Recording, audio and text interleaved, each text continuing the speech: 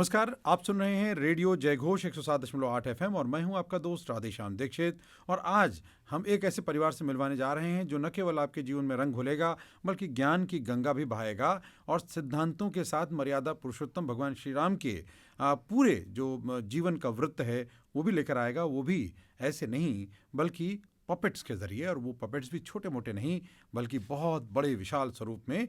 जहाँ अट्ठहास भी होगा तो रावण दिखेगा, जहाँ हनुमान जी की जो लीला है वो भी दिखेगी, और जहाँ माता सीता का वात्सल्य भी दिखेगा और लक्ष्मण का क्रोध भी दिखेगा, और भगवान राम के जो उनका व्यक्तित्व है वो शिक्षा देता हुआ भी नजर आएगा। लेकिन ये सब कैसे होता है, कौन करता है, और जो करने वाले हैं उनके पीछे उनकी कितनी मेहनत होती है, उससे हम परिचय कराने के लिए हमने बुलाया है कप्तान सिंह कर्णधार और उनके साथियों को हमारे स्टूडियो में। आपका बहुत बहुत स्वागत है कप्तान सिंह जी, और आपके सभी साथियों को, और ये भगवान राम के संपूर्ण परिवार को, और क्रोधित और घमंडी है ना रावण को भी।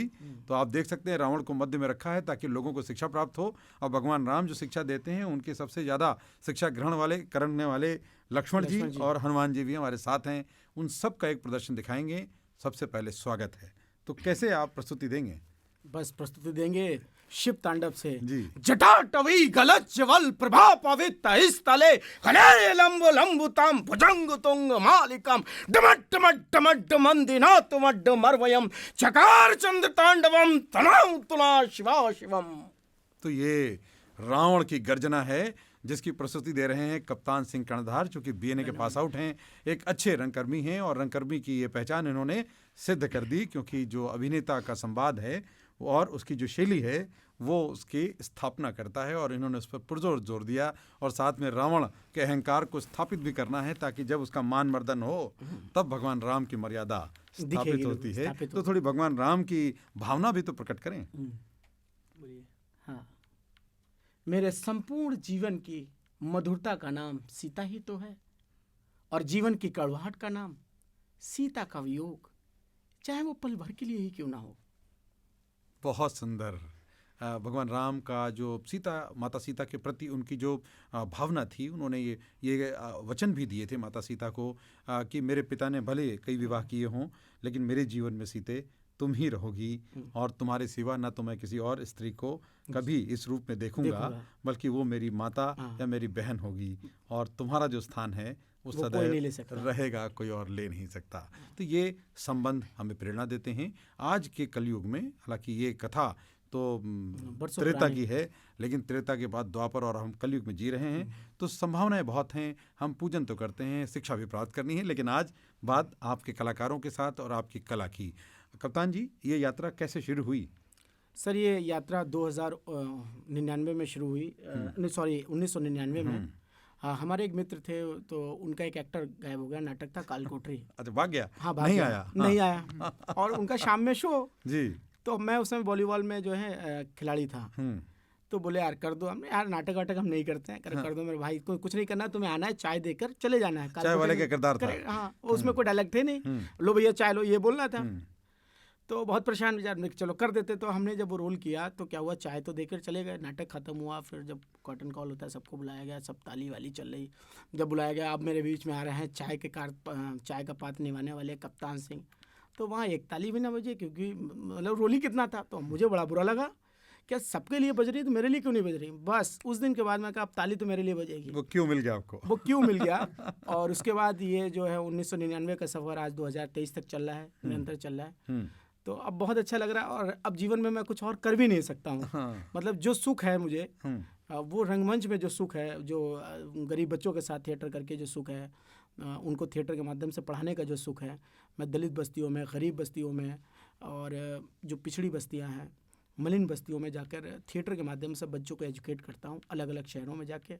तो जो वो सुख मिलता है थिएटर में आने का, वो कहीं और मिल नहीं सकता है। तो हमने देखा कि आपका जो मंच के पीछे ये केवल इतने ही किरदार नहीं है बल्कि पूरी तो परिवार है, और बहुत बड़ा, जितना एक सामान्य रंगमंच करने में जितनी ऊर्जा लगती है, आप लोगों को मैं देख रहा था ऊर्जा उससे ज़्यादा लगती है। हाँ, उसका एक रीज़न है कि ये पपेट जो है, जैसे पपेट का एक रहता है कि ग्लव्स पपेट करते हैं, धागा पपेट होती है, अब मैं थोड़ा पपेट का थिएटर और पपेट का एक मिश्रण कर दिया है। मतलब मैं पपेट भी जो चलाता हूँ, मैं एज एन एक्टर वाली एनर्जी, आप मुझे देख रहे होंगे पसीना मेरे आ रहे थे, जब रावण चलता है तो मुझे फील करता हूँ कि मैं रावण ही हूँ। तो और पपेट में वैसे क्या हाथ चल रहे हैं तो वो हम पूरा बॉडी लैंग्वेज, उसका एटीट्यूड, जो एक्टर का एटीट्यूड होता है, जैसा मैं अभी शिव तांडव पढ़ रहा हूँ तो मेरा रावण भी वैसे ही पड़ेगा, तो उसकी बॉडी लैंग्वेज वैसे चलती है। तो आप ये समझ लीजिए, पपेट नाम की तो है ही है, लेकिन इसमें एक्टर की जान डाल देता हूँ मैं। बिल्कुल। तो थोड़ा मैं चाहूंगा कि एक क्रोध तो रावण का था, लेकिन एक क्रोध लक्ष्मण का भी था। लक्ष्मण का एक्चुअल कैरेक्टर मैं करता नहीं हूँ। तो लेकिन आपने मेरे भैया राम के ताड़का को मारा है, अगर भैया चाहे तो ये धनुष क्या पूरी दुनिया को मोड़ सकते हैं। क्रोध अलग अलग होता है, एक प्रेम का क्रोध है, एक घमंड है जिसमें अपने अभिमान की बात है, तो वो रावण का था। और क्रोध कि अपने भाई का सम्मान, एक जो भाभी हैं जो माता समान है उसका, उनका सम्मान, और एक हनुमान जी, क्योंकि लक्ष्मण की नगरी मानी जाती है लखनऊ, और हनुमान जी की यहाँ पर बहुत पूजा होती है, जिसके बड़े मंगलमय सबसे ज्यादा लोगों को भोजन कराया जाता है, भंडारा होता है, तो हनुमान जी की बड़ी मान्यता है। तो हनुमान जी अछूते न रह जाएं, तो उनका समर्पण भगवान राम बड़े पूजनीय है और शक्ति का केंद्र है। जो मेरे अंदर शक्ति प्रवाहित होती है मंचन के समय, वो बजरंगबली की कृपा है। और बजरंगबली जब पहाड़ को देखते हैं, कहते हैं कि अरे इसमें कौन सी औषधि है, कुछ समझ नहीं आ रहा, चलो मैं इस पहाड़ को ही उखाड़ कर ले चलता हूँ, जय श्री राम। क्या बात है। और बोलकर पहाड़ को लेकर चल देते हैं। तो ये सारे जो पात्र हैं रामायण के, वो आप देख पा रहे हैं पपेट में। थोड़ा मुश्किल काम है क्योंकि जो परंपरागत पपेट है वो छोटी छोटी कहानियों में सुनाई जाती है, लेकिन रामायण अपने आप में थोड़ी बृहद कथा है, उसमें बहुत से कांड हैं, और पूरा जब तक बताया न जाए, समझाया न जाए, तो एक तरह से पूरा रंगमंच उतारना पड़ता है। तो इसमें भले ही ये मेकअप न करते हों, लेकिन पपेट्स को तैयार करना, फिर उनके सारे अस्त्र शस्त्र के साथ तैयार करके लाना, उसमें कोई इम्प्रोवाइजेशन की गुंजाइश नहीं होती। बिगड़ा तो बिगड़ा, गया तो गया, और बना तो बन गया। लेकिन ईश्वर की कृपा है, क्योंकि उन्हीं के चीजों को लेकर जा रहे हैं। जो राम की विचारधारा है वो जन जन तक पहुंचा रहे हैं, तो ईश्वर जो है हमारे ऊपर जो है उसमें हाथ रख देता है और चीजें सही चली जाती हैं। तो ईश्वर की ऐसी कृपा रहती है। तो कप्तान जी तो लगातार शाहजहांपुर से आते हैं, वहाँ जन्मे बढ़े, लेकिन काम तो पूरे देश में घूम के कर रहे हैं, और ख़ास करके इनका भाव है कि ये शिक्षा, ये जो गरीब परिवार हैं, बच्चे हैं, उनको सिखाएं भी, और आप क्या अवसर भी देते हैं अपने साथ काम करने का? हाँ, मैं अवसर भी देता हूँ। मेरी संस्था है गगनिका, मैं बच्चों के लिए थिएटर भी करता हूँ, और फेस्टिवल भी अभी मैंने जल्दी एक भारतेंदु बाल रंग उत्सव भी किया था, तो बच्चों के लिए करता रहता हूँ, या स्कूलों में जाके बच्चों को थिएटर कराता हूँ। कुछ इंग्लिश मीडियम स्कूल होते हैं, वो हमको पैसा भी देते हैं थोड़ा बहुत, तो उनके स्कूलों में भी कराता हूँ। तो बच्चों को क्या थिएटर के माध्यम से, ऐसा नहीं थिएटर करने से उनको एक्टर बनाना है, मतलब थिएटर अगर जो बच्चे करते हैं, ये मेरी गारंटी, अगर बच्चे जो थिएटर करेंगे उनकी परसेंटेज भी बढ़ जाती है, क्योंकि बहुत सी कलाओं में उनका बौद्धिक विकास होता है, उनका माइंड खुल जाता है, उनको याद करने क्या होता है कि बच्चे आजकल जो है, आप समझ लीजिए, बच्चों को माता पिता की जो उनकी इच्छाएं होती है उसकी भट्टी में उन्हें झोंक दिया जाता है। थिएटर एक ऐसी चीज़ है जो बच्चों को समझ देती है, उन्हें प्रेशर नहीं देती। याद करो, खेल खेल में, जैसे मैं बहुत से गेम कराता हूँ, मैं अगर आपको अभी एक गेम कराऊंगा, आपको 2 का पढ़ा याद भूल जाएंगे आप, और गेम खेलते खेलते अगर वो पढ़ा आपने याद किया तो जीवन में कभी नहीं भूल सकते। तो बच्चों को खेल खेल में जब हम पढ़ाना शुरू करते हैं ना, तो वो उनका बौद्धिक विकास होता है, वो बहुत लंबा चलता है, जीवन में उनके बहुत काम आता है। प्रेशर से कोई चीज़ याद की हुई वो कुछ समय के लिए तो याद होती है, फिर भूल जाते हैं वो लोग। तो ये मेरा थिएटर का। तो आपका सफ़र तो बड़ा रोचक है। एक तो आपने बीएनए किया, बीएनए के बाद आप स्कॉलर बने संगीत नाटक एकेडमी दिल्ली के, मिनिस्ट्री ऑफ कल्चर के बने। यंग। तो क्या क्या होता है ये? मैं बीएनए रहा हूँ 2010-12 बैच में, फिर वहाँ पे मैंने काफ़ी प्ले किए। फिर उसके बाद मैंने मिनिस्ट्री ऑफ कल्चर की यंग एक स्कॉलरशिप अवार्ड आता है के नाम से एक एग्ज़ाम होता है, मैं वो क्वालिफाई किया। तो हमारे गुरु हैं रंजीत कपूर जी, उनके अंडर मैंने 2 साल थिएटर किया। तो उसमें बहुत से प्ले और किताबें पढ़ना, बहुत सी चीज़ों को करते करते 2014 तक मैं स्कॉलर में भी रहा। फिर 17 में मैं जो हूँ रिपेटरी एक्टर रहा। तो यहाँ पर लखनऊ में मैंने बहुत थिएटर शोज़ किए हैं, तो जाने मन किया है, कई प्ले किए हैं, और वो किया है। बीच में मैं सूचना विभाग जो है उसमें नुक्कड़ नाटक का ट्रूप लीडर भी रहा हूँ सिलेक्ट, और सूचना विभाग में मैं पपेट का भी टीम लीडर रहा हूँ। दोनों तरह के फॉर्म यूज़ दोनों फॉर्म का यूज़ किया है अलग अलग समय पे। जैसे प्रेजेंट टाइम में मैं सूचना में जो हूँ वो नुक्कड़ नाटक के ट्रूप लीडर हूँ। इससे पहले मैं जब था तो मैं पपेट में था। गीत एवं नाटक प्रभाग जो है, जिसका नाम शायद आउटरीच ब्यूरो हो गया, उसमें मैं जो हूँ एज ए कलाकार रहा हूँ, पंजीकृत रहा हूँ। तो ये जो पूरी यात्रा है उसमें आपका खेल कहाँ चला गया? जो आप थिएटर तो गेम ही है ना, थिएटर में बच्चों के साथ खेल रही हैं। बस पहले बॉल के साथ खेलते थे, अब दिमाग के साथ खेलते हैं, उनकी बॉडी के साथ खेलते हैं, उनकी बॉडी एंड स्पीच के साथ खेलते हैं। लेकिन आपने बीपीएड भी किया? हाँ, मैं बीपीएड भी बच्चों को खिलाता हूँ, मैं टीचर भी रहा हूँ, लेकिन मैं 2-2.5 महीने में बोर हो गया। वो सुबह जाना और कुर्सी तोड़ना, तो मैंने लगा कि मैं ज़िंदगी ख़राब हो जाएगी, ऐसी नौकरी नहीं करना। फिर मैं नौकरी छोड़ छाड़। चुनौतियाँ चाहिए मुझे, चाहिए रोज़ सुबह उठो तो कुछ होना चाहिए ना। ये क्या कि सुबह गए शाम में लौट आए, 5 बजे, 10 से 5 की नौकरी मुझसे नहीं हो पाएगा। मैंने फिर पंडित जी को, मैंने कई नौकरियां छोड़ने के बाद में पंडित जी के पास गया। मैंने कहा मेरा हाथ देख के बताइए, एक विद्यार्थी जो है वो पढ़ते हैं, बोले तुम्हारे भविष्य में नौकरी नहीं है, तुम नौकरी कर नहीं पाओगे क्योंकि तुम मनमौजी आदमी हो, तुम्हें लगेगा यार अभी चलना है, यार बच्चों के साथ कुछ करना, तो तुम नौकरी छोड़ के वहाँ चल दोगे। तो फिर उसी में रम गए। मज़ा आता है कुल मिला के। वैसे भी जिनकी ज़िंदगी की बड़ी शुरुआत चाय वालों के तौर पर हुई है, हाँ, तो उनकी किस्मत बड़ी बुलंद मानी गई। आपने चाय वालों का नाम लिया तो मुझे एक बात याद आ गई। मेरे पिताजी ने 35 साल होटल किया है। और हम लोग बहुत गरीबी से, मतलब हम लोग, मतलब माता जी, पिताजी तो एक्सपायर हो गए, मैं बहुत गरीब था। गरीब एक होता है, एक तनहा, मतलब बेनतहा गरीब। तो मैं वही चाय वाले से मेरी भी शुरुआती हुई है। चाय के साथ खाना भी रुड़ जाता है उसमें। तो मैंने वहाँ से सफ़र किया, फिर हल्के हल्के ग्रोथ करते अब थिएटर में आ गए, तो ईश्वर की कृपा है और कला के माध्यम से दाल रोटी चल रही है। अमूमन इस तरह की कलाओं में जो पपेट्री है उसमें गरीब परिवार ही काम करते हैं अमूमन, कि इसको प्रोफेशनल कलाकार कम अडॉप्ट करते हैं। उसका एक रीज़न भी है ना, वो तो मोबाइल पे बड़े बड़े गेम खेलते हैं। जो बड़े बच्चे होंगे तो उनको तो ये पता भी नहीं होता क्या होता है। कला एक ऐसी चीज़ है जो अभाव में ही पैदा होती है। वो रेयर केस है, मतलब अमिताभ बच्चन का लड़का वो आएगा तो वो एक्टिंग करेगा, वो तो एक अलग मैटर है। फिर वो कलाकार नहीं, वो एक्टर ही बनते हैं, वो अलग बात। लेकिन जो मेन कलाकार होता है वो अभाव में ही निकल के आता है। आप जितने आला, नौटंकी, ढोला देख लीजिए, ये कलाकार आपको देखिए सब गरीब आएंगे। मिडिल क्लास बहुत कम होते हैं, गरीब होते हैं, गांव से होते हैं। तो कला का अभाव में ही होता है। क्रिएशन जो होती है अभाव से आती है। अब जैसे आप 50 लाख रुपया दे दीजिए, नाटक करिए, तो वो फिर नहीं रह जाए चका लाइट इधर लगाई उधर, तो क्रिएशन क्या है उसमें? सब तो हमने आर्टिफिशियल लगा दिया। चैलेंज तो जब है आपके यहाँ जेब में 2,000 रुपये पड़े हो और आपको नाटक करना हो और आपको सेट उसमें लगाना हो, 500 रुपये में सेट लगाना हो और सेट लगे कम से कम 50,000 का, तो क्रिएशन वहाँ निकल के आता है।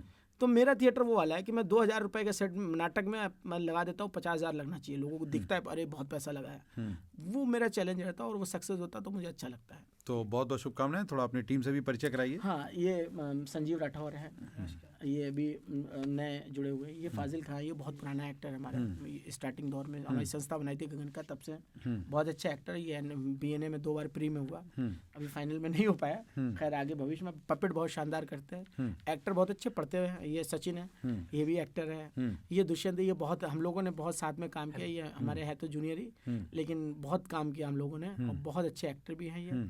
और इन्होंने BNA किया है? नहीं, BNA नहीं किया। ये हमारे ग्रुप में बहुत पुराने हैं, साथी हैं। हाँ, और साथी हैं बहुत सारे। और BNA की इन्होंने, NSD की, BNA की काफ़ी वर्कशॉप्स की है और सब BNA NSD वाले टच में काम बहुत किया हुआ है। तो क्या आप लोग ये पपेट बनाना बच्चों को सिखाते भी हैं? हाँ, पपेट बनाना में मैं मास्क मेकिंग सिखाता हूँ। पपेट बनाना तो नहीं, क्योंकि पपेट का बहुत ज़्यादा बच्चों को यूज़ उतना नहीं पता। मास्क है, उनको मास्क सिखाता हूँ बनाना। पेपर मैसी हो गया, या आपका जो प्लास्टर बैंडेड होता है उसके ऊपर जो बनता है, वो सब बताता हूँ, सिखाते भी हैं। तो ये इसमें क्या क्या महत्वपूर्ण, जो आर्ट फॉर्म में क्या क्या ध्यान रखने वाली चीज़ें हैं कि जब आप परफॉर्म करते हैं तो कौन कौन सी चीज़ों का ध्यान रखना पड़ता है? कितनी चुनौतीपूर्ण? किस थिएटर में या पपेट में?